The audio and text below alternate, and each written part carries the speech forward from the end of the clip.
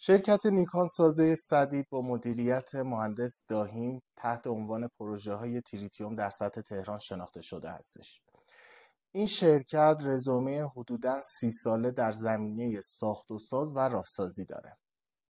پروژه تریتیوم که در حال حاضر ساخته شدن شامل تریتیوم 1 غرب دریاچه، تریتیوم 2 بالای اتوبان همت روبروی میدان دریاچه، تریتیوم 3 در منطقه مروارید شهر و پروژه هایی که در حال ساخت هستن توی منطقه 22 پروژه تریتیوم دندان پزشکان، آرتمیس، پروژه تریتیوم 4 یا T4 و پروژه تریتیوم VIP.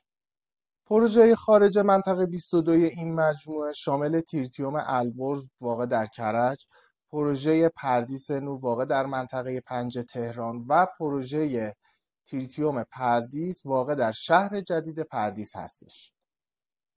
پروژه تریتیوم 4 یا T4 این پروژه واقع شده در بولوار کرمانشاه شهرک مروارید شهر غربی ترین نقطه منطقه 22. این پروژه یه تک بلوک 23 طبقه است که شامل 19 طبقه مسکونی، یه طبقه لابی و 3 طبقه پارکینگ و انباریه.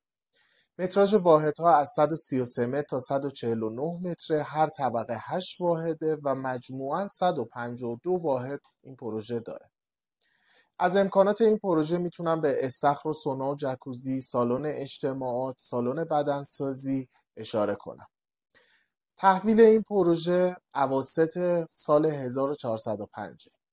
همچنین واحدها به صورت فول دیزاین و کاملا هوشمند تحویل داده میشن.